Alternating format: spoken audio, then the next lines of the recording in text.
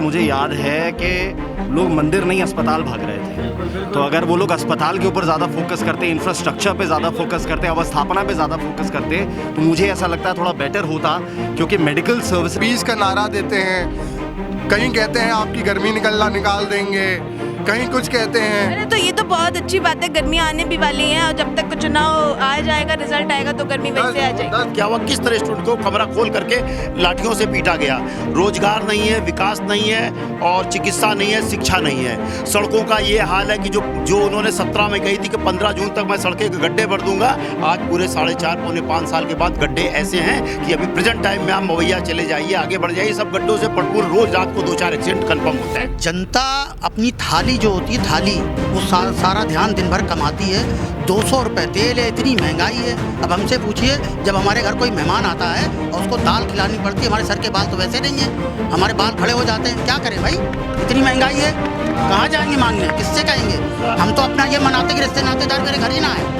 हम तो भगवान से ये मनाते रिश्तेदार घर ना है। देसी घी कहाँ से लाएंगे, कहाँ से। जिसपे किसानों ने 13 माह तक आंदोलन किया और आंदोलन करने के बाद 725 किसान मेरा मर गया, लेकिन मोदी ने उनके बारे में एक शब्द नहीं बोला और कोई संवेदना नहीं व्यक्त की। और आज वो कहते हैं नहीं, मैंने एमएसपी वापस ले लिए। और एमएसपी वापस क्या लिए, इन्होंने फ्रॉड किया, धोखा किया।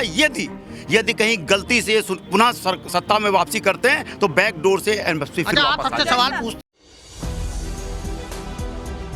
नमस्कार, आप देख रहे हैं 4 PM और मैं हूं आपके साथ निधि मिश्रा। ये जानना बेहद जरूरी हो जाता है कि जनता क्या सोचती है, जीत कैसे रहे हैं, ये जनता से जानेंगे। बताइए कैसे जीत रहे हैं 2022 में, जीत कैसे है, पहले बताइए एक लाइन में जल्दी। मैडम, मैं जीत ऐसे रहे हैं कि कुछ मुद्दे ऐसे हैं जो बीजेपी को लोगों ने बड़े विश्वास से बहुमत से जो रोजगार की बात थी, 5 लाख 2.5 लाख रोजगार की बात थी, व्यापार की बात थी, 15 लाख बैंक में आएगी, इन सब मुद्दों में बीजेपी ने इनको 17 में पूर्ण बहुमत से सरकार बनाई। वो तो कह रहे हैं सर, दिया तो रोजगार दिया, सब कुछ दिया, 4 लाख रोजगार दिए, 2 लाख रोजगार दिया। मैडम, वो कह तो जरूर रहे हैं और वो कह क्या रहे, वो केवल मीडिया, प्रिंटिंग मीडिया और आपके चैनल मीडिया के द्वारा बता रहे हैं। आपने अभी उदाहरण के तौर पे देखा होगा इलाहाबाद में क्या हुआ, स्टूडेंट के साथ क्या हुआ, किस तरह स्टूडेंट को कमरा खोल करके लाठियों से पीटा गया।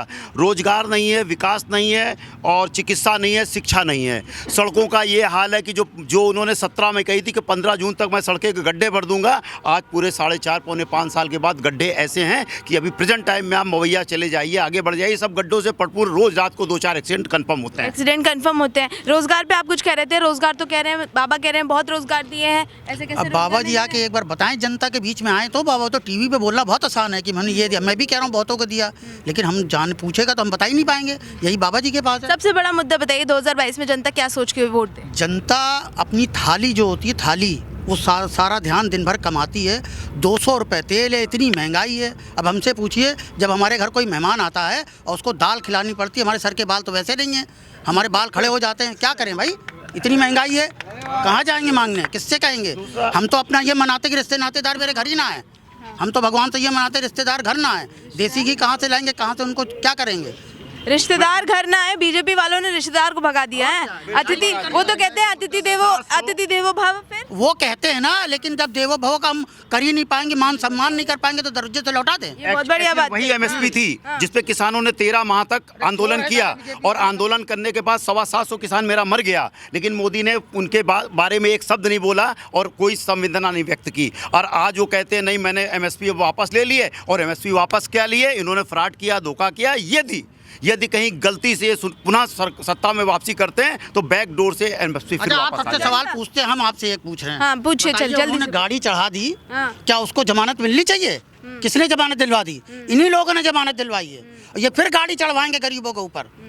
अब आप बताइए, चलिए ये बात ठीक है, ठीक है। अच्छा, किसान महंगाई, बेरोजगारी, सब पे बात होगी। अच्छा, आप बताइए क्या सोच के वोट देने जाएंगे इस बार? बिल्कुल, बहुत जनता परेशान हो चुकी है और इस समय मुद्दा ये है कि नौजवानों को रोजगार नहीं है और सबसे बड़ी बात, इन्होंने काम नहीं किया। महंगाई ने इतना मार रखा है गरीबों को और युवाओं को। और वो तो भाई बहुत काम किए है सरकार, नहीं की है सरकार। सरकार कोई काम धरातल पे आप दिखाइए, कहाँ काम किया सरकार ने। तो कह रहे मंदिर बनवाए हैं, इतने रोजगार दिया है, इतना रोजगार दिया, बिजली दी, ठीक है, और किसानों के लिए इतना कुछ किया, कानून वापस कर लिए, कितना कुछ तो किया। अब यूपी इलेक्शन में क्या जनता साथ नहीं है? मैडम, जब कोविड था तो मुझे याद है कि लोग मंदिर नहीं अस्पताल भाग रहे थे।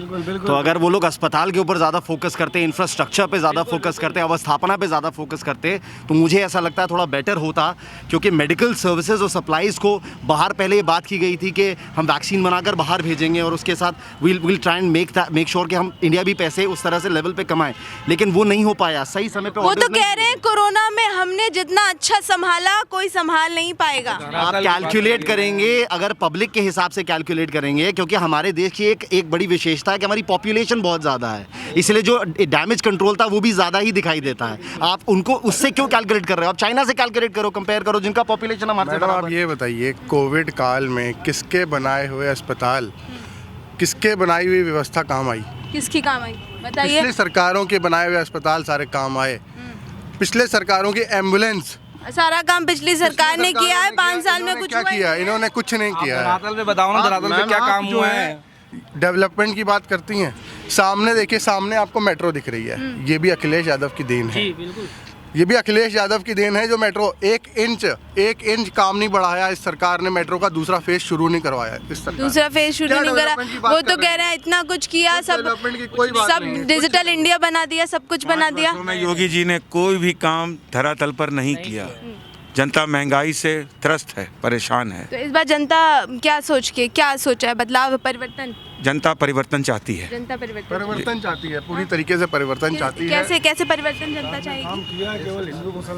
केवल 80-20 का नारा देते हैं। कहीं कहते हैं आपकी गर्मी निकाल देंगे, कहीं कुछ कहते हैं। अरे तो ये तो बहुत अच्छी बात है, गर्मी आने भी वाली है और जब तक चुनाव आ जाएगा, रिजल्ट आएगा तो गर्मी वैसे आ जाएगी। 10 मार्च को पता चलेगी। अच्छा ये बताइए, चलिए बताइए, 10 मार्च जब आ जाएगा तो गर्मी नहीं हो जाएगी? मार्च में तो गर्मी हो जाती है ना। तो बाबा जी शिमला बनाएंगे ना, गोरखपुर जाके। तो गर्मी आ जाएगी। आप कुछ कह रहे थे, कैसे परिवर्तन लाएंगे? जी, हमारे इस समय के राष्ट्रीय अध्यक्ष अखिलेश यादव की जो नीति है उस पर 300 वृद्धि के फरीद मिल रही है, पब्लिक के लिए राहत है, अस्पतालों में दवाइयाँ 1 रुपये का पर्चा है। इस तरीके कामों से देख के हम अपने अखिलेश यादव जी के लिए वोट करेंगे और उनको लोकसभा विधानसभा में पहुँचाने का काम करेंगे। तो ये है जनता का मूड। जनता इस समय पूरे कॉन्फिडेंस में है कि कैसे किसको जो है मुख्यमंत्री बनाना है और 2022 में किसकी लहर चल रही है, ये भी हम आपको बता रहे हैं लगातार। क्योंकि वर्तमान सरकार और जो पिछले जो सरकार थी उसका काम दोनों जो है जनता ने अपने आप से देखा है और इस बात को बैलेंस भी किया है कि कैसे आने वाले 2022 में किस तरह का जो है क्या सोच के वोट देंगे। सबसे बड़े मुद्दे क्या होंगे, जैसा कि आपने देखा कि बेरोजगारी, शिक्षा, महंगाई, ये सब बड़े बड़े मुद्दे हैं जिसे लेकर जनता मंदिर मस्जिद को ना लेकर ये तमाम बड़े मुद्दे हैं जिसको लेकर वोट करने की कोशिश करेगी और वोट करने की ओर जा रही है। 2022 में कैसे परिणाम होंगे ये सब आप देखेंगे सिर्फ और सिर्फ 4 PM पर। मैं निधि मिश्रा, कैमरामैन शुभम के साथ 4 PM लखनऊ।